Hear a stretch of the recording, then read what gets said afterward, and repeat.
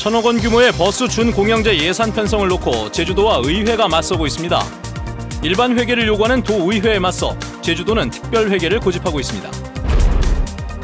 정부가 정한 양식장 거름망 기준이 있지만 제대로 지키는 양식장은 거의 없습니다. 행정의 허술한 단속이 엉터리 거름망 사용을 부채질하고 있습니다. IT 기술로 농업 작황을 예측할 수 있는 프로그램이 개발돼 가격 등락이 되풀이되는 농산물 수급에 도움이 될 것으로 보입니다. 시청자 여러분 안녕하십니까? 뉴스데스크 제주를 시작하겠습니다. 오늘 제주도 새해 예산안에 대한 도의회 심사에서 특별회계로 편성된 버스 준공영제 예산이 쟁점이 됐습니다. 의원들은 일반 회계로 편성하도록 한 의회의 의견을 무시하는 처사라고 비판했습니다.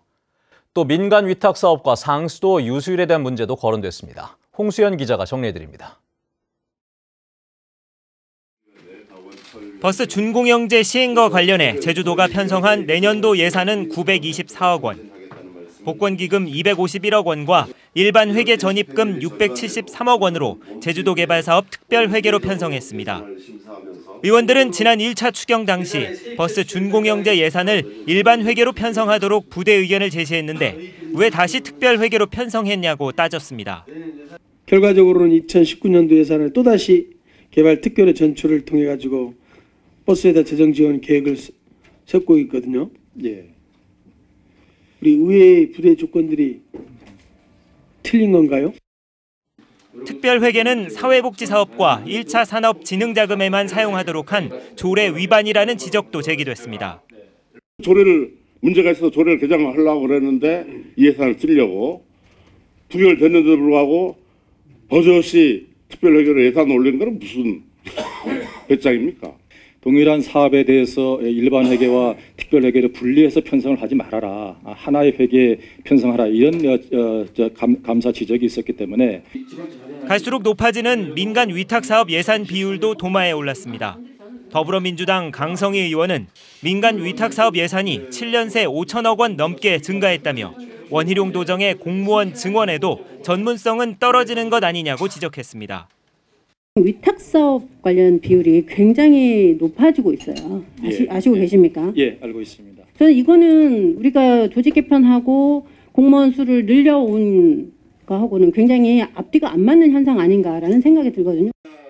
한편 전국 평균의 절반에 불과한 제주 지역 상수도 유수율 개선 사업과 관련해 의원들은 속히 구체적인 사업 계획을 세워 예산을 편성하라고 주문했습니다. MBC 뉴스 홍수현입니다. 제주시 화북상업지역 도시개발 사업이 32년 만에 본격적으로 추진됩니다. 제주도는 제주시가 신청한 568억 원이 투입되는 화북상업지역 도시개발 사업 실시 계획을 인가했습니다. 화북상업지역 도시개발은 제주시 화북 1동 일대 부지 21만여 제곱미터를 상업 중심의 시가지로 개발하는 사업입니다. 제주시는 내년 3월에 착공해 2022년에 기반시설 공사를 마무리할 예정입니다.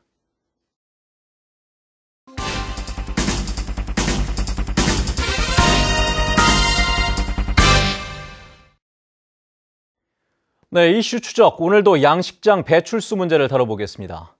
제주 지역 양식장 5곳 중에 4곳은 배출수를 처리하기 위해 침전도를 설치하는 대신 비용이 적게 드는 3단 거름망을 사용하고 있는데요.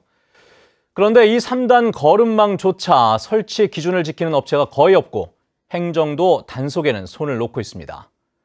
더 큰 문제는 양식장 대부분이 쓰고 있는 이 3단 거름망을 실험 분석해 봤는데 효과가 거의 없다는 겁니다. 김찬현 기자가 취재했습니다. 양식장에서 나오는 각종 찌꺼기를 거르기 위해 설치하는 3단 거름망. 배출구 중간에 3단계로 설치해 배출수를 정화하는 역할을 합니다.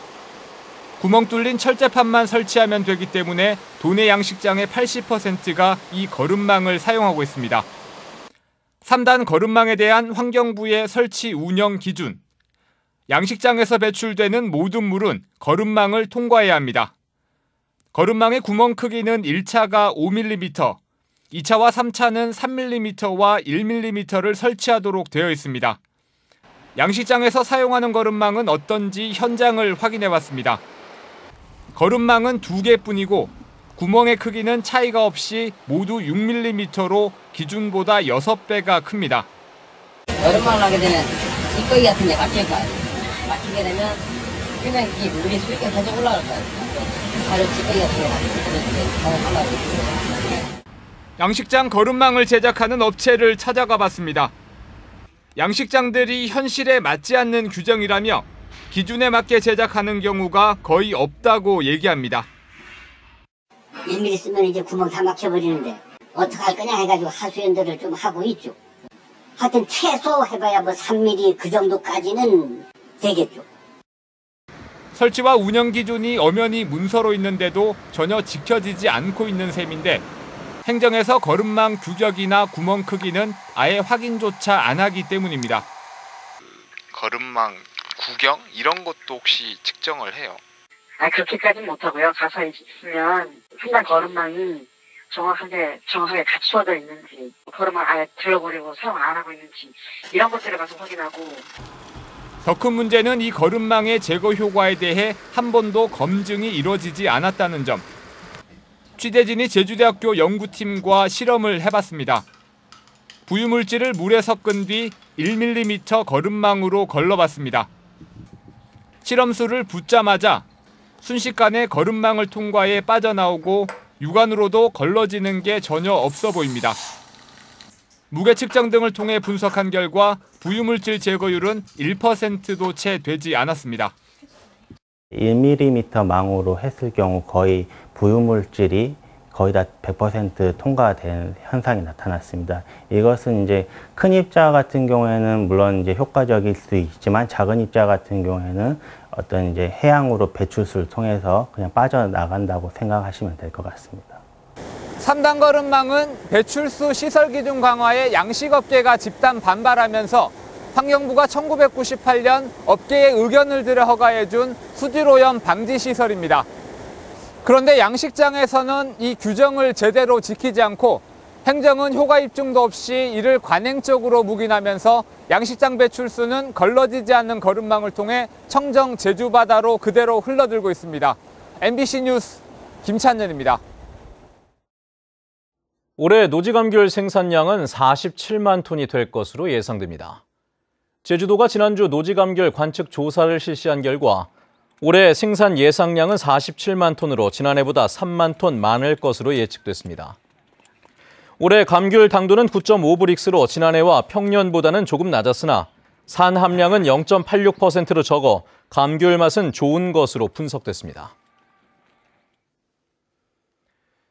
해마다 김장철만 되면 배추와 마늘 생산량이 들쭉날쭉하다 보니 가격이 폭락하거나 폭등하는 일이 반복되고 있는데요. IT 기술로 채소 생산량을 정확하게 예측할 수 있는 프로그램이 개발됐습니다. 수급 조절에 도움이 될 전망입니다. 조인호 기자입니다. 김장철을 앞두고 2달 전에 심은 배추밭입니다. 며칠 뒤면 수확해야 하지만 생산량에 따라 가격이 오락가락 널뛰기를 하다 보니 농민들은 걱정이 큽니다. 계약 재배를 안 해가지고 일반 자가 판매하기로 해서 했을 경우에 못 파는 경우도 있습니다. 못 파는 경우도 있고. 이에 따라 농촌진흥청은 날씨에 따라 김장 채소의 생산량을 예측하는 기술을 개발했습니다. 밀폐된 공간에서 온도와 빛, 수분을 조절해 배추와 마늘이 어떻게 자라는지 실험한 것입니다. 이렇게 쌓인 실험 자료들은 지역별 기상 정보와 함께 컴퓨터 프로그램에 입력됩니다. 채소를 심은 날짜와 장소만 입력하면 최근 날씨와 단기 예보, 평년 기후를 종합해 입수와 무게, 수량 등을 하루 단위로 알려주는 소프트웨어입니다. 기상 자료만 있으면은 여기에서는 올해는 작황이 어떻게 될 것이다라는 것들을 사전에 합리적으로 이렇게 예측을 할 수가 있기 때문에 그거에 대한 이제 수급 대책을 마련한다든지 그런 데 이렇게 활용할 수가 있을 겁니다. 장기적으로는 기후 온난화로 채소 재배에 적합한 시기와 지역이 어떻게 달라질지도 예측할 수 있습니다. 이번에 개발된 소프트웨어가 배추는 물론 양파와 무, 고추 등 다양한 작물에 적용되면 농산물 수급 안정에 도움이 될 것으로 보입니다. MBC 뉴스 조인호입니다. 제주도 보건환경연구원은 오늘 낮 12시를 기해 제주도 전역에 미세먼지 주의보를 발령했습니다.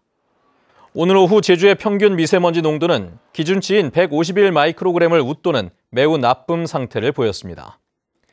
기상청은 중국에서 시작된 황사가 남쪽으로 이동하면서 제주 일부 지역은 밤까지 황사가 이어질 것으로 예보했습니다.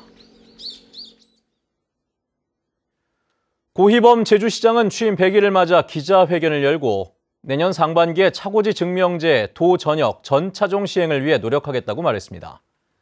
또 제주의 최대 현안인 쓰레기 문제와 심각한 주차난 해결을 위해 행정력을 집중하겠다고 밝혔습니다. 한편 양윤경 서귀포시장은 서귀포 의료원을 제주대병원에 위탁하는 방안과 옛 탐라대 부지에 제주대 의대를 옮겨오는 방안을 원희룡 도지사에게 건의했다고 설명했습니다. 고성준 제주통일미래연구원장은 제주도 의회에서 열린 정책 토론회에서 서울과 경기도 등과 같이 제주도 행정조직으로 남북 교류협력 사업을 전담하는 부서가 필요하다고 밝혔습니다. 또 제주의 대북 교류협력 비전을 수립하고 북한과의 교류협력에 접목시킬 수 있는 새로운 영역도 개발해야 한다고 덧붙였습니다. 제주대학교 병원 모 교수의 갑질 행위와 관련해 제주도 물리치료사회는 성명을 내고 대학과 병원 측에 합당한 조처를 촉구했습니다. 이들은 해당 교수의 갑질과 폭언, 폭행은 물리치료사의 인권을 모독하는 것이라며 해당 교수는 피해 직원들에게 사과하고 제주대 총장과 병원장은 피해자들이 자존감을 회복할 수 있도록 파면 등 구체적인 조치를 해야 한다고 요구했습니다. 전교조 제주시부는 IB 교육과정의 공교육 도입을 중단하라고 제주도 교육청에 촉구했습니다. 전교조는 교육당국의 일방적인 추진과 IB 도입 학교가 귀족 학교가 될 것이라는 우려, 그리고 국내 대입에는 IB 성적을 반영하는 전형이 없다는 이유로 IB 교육과정의 공교육 도입을 반대한다고 밝혔습니다. 최근 화재로 통신 재난이 발생한 KT 아현지사처럼 스프링클러 등 자동 방지 장치 설치 의무가 없는 D등급 통신시설이 제주에도 있는 것으로 나타났습니다. 더불어민주당 노웅래 의원이 과학기술정보통신부로부터 제출받은 자료에 따르면 제주에는 D등급 통신시설이 6곳이 있었고 전국적으로는 835곳에 이르는 것으로 확인됐습니다.